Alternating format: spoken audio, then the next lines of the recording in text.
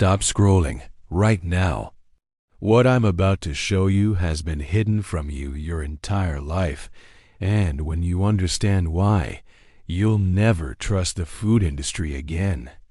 There's an island in Japan where death forgot to visit, not metaphorically, not spiritually. Statistically, medically, scientifically, people on this island live so long that researchers struggle to explain it using modern biology. 1 in every 10 residents lives past 100 years old, and what makes this terrifying is not how long they live, but how they live that long without doing anything we're told necessary. They don't take pharmaceuticals. They don't count calories. They don't track macros. They don't crack macros. They don't follow Western dietary guidelines. They don't biohack. They don't inject peptides. They don't optimize sleep with gadgets. Instead, they eat something simple. Something their grandmothers taught them before the Second World War. Something you were never meant to know about. And I'm going to tell you exactly what it is, but first, you need to understand why this knowledge was buried. This plant bleeds.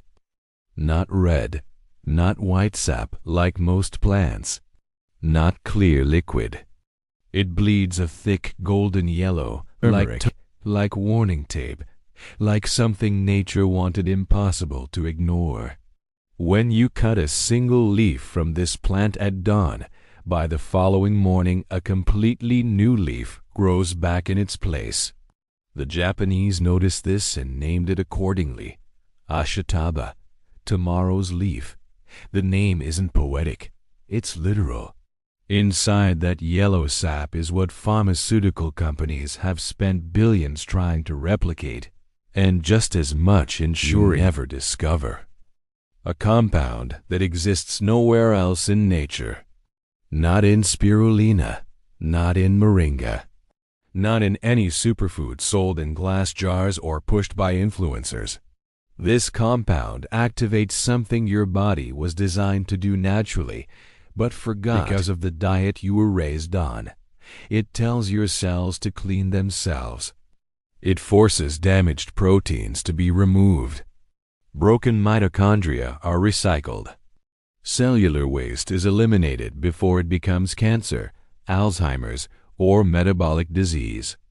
Aging slows because damage stops accumulating. The longest living on Earth never needed studies to prove this. They simply kept not dying.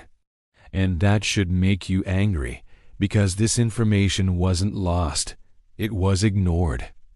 You cannot buy this plant fresh in America. Not in grocery stores, not in farmers markets, not in Whole Foods.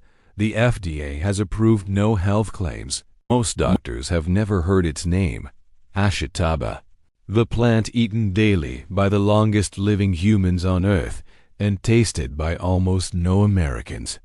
I'm going to explain why, but first you need to understand where this plant comes from. The story begins with suffering. Hajiju Island sits 290 kilometers south of Tokyo, rising from the Philippine Sea like a forgotten prison. Volcanic soil, brutal winds, crushing humidity. For centuries, Japan sent criminals and political dissidents there to die. Exile meant slow death. But something impossible happened. The exiles survived. Then they outlived everyone else. They found a plant growing on cliffs where nothing else survived. It thrived when cut down. When eaten, sickness decreased. Wounds healed faster. Energy lasted longer. The exiles lived longer than their guards, their rulers, and the emperors who condemned them. Word spread quietly. By the Edo period, Ashitaba was no longer survival food. It became medicine, stamina, power. Samurai consumed it before battle. Farmers chewed stems during harvest. Mothers fed it to children. One shogun classified it as a strategic resource and restricted its cultivation. A plant guarded like a weapon.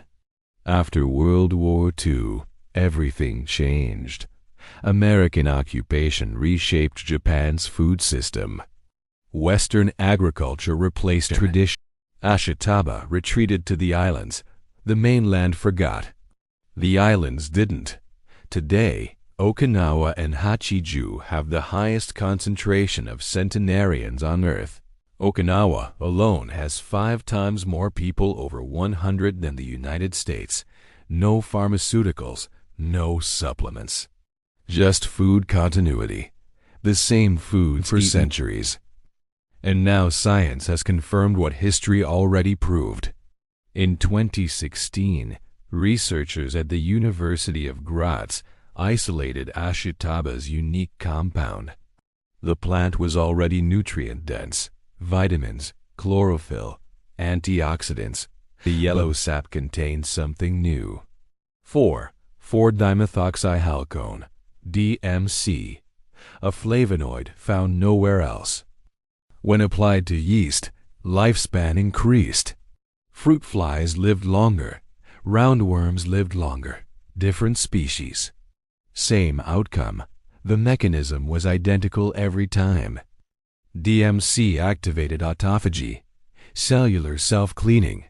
The same process triggered by fasting and restriction without hunger.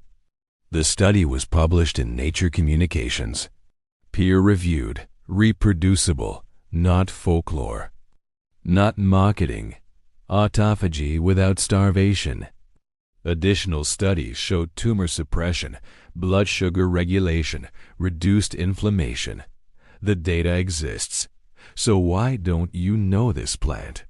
Because American food regulation doesn't reward prevention. Novel foods require approval. Approval costs millions. Ashitaba cannot be patented. Any company funding approval would create competitors. So nobody pays. The plant remains unprofitable. And unprofitable means invisible. You can buy pills with no claims. You can import powder labeled not for consumption. But you can't buy fresh leaves. Meanwhile, pharmaceuticals generate hundreds of billions annually. Processed generates trillions. Ashitaba threatens both. Drugs like metformin and rapamycin activate autophagy and generate billions. Ashitaba does the same naturally. No monopoly. No profit. So research stays buried. Knowledge stays locked. This isn't a conspiracy. It's a system. That can't be monetized or promoted. Knowledge that can't be sold isn't shared. Longevity remains profitable only when it's expensive. But here's what changes everything. You can grow Ashitaba yourself.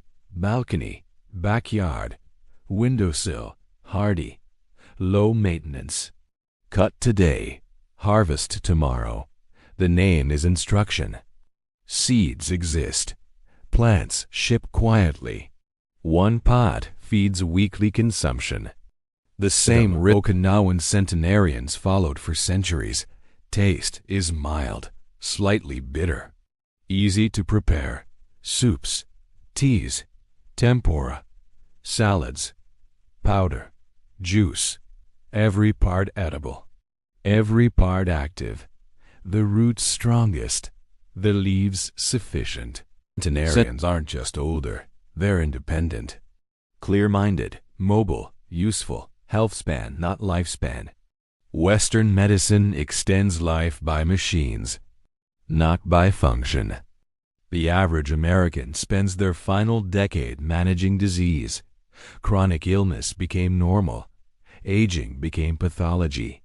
But if aging is damage accumulation from missing foods, the Western diet replaced nourishment with convenience. Shelf stability over health. Regulation over wisdom. Ashitaba exposes the lie. Safe for centuries. Blocked by economics. Meanwhile, gas stations sell chemical food legally. Subsidized. Marketed to children. Linked to obesity, diabetes, dementia. Disease became revenue. You don't need approval to grow a leaf. You don't need permission to eat food.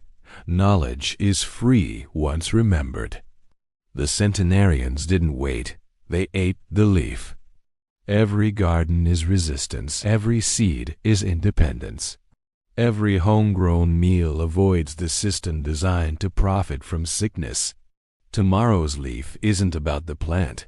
It's about you, your cells, your future. Extra tomorrows exist. The question is whether you'll take them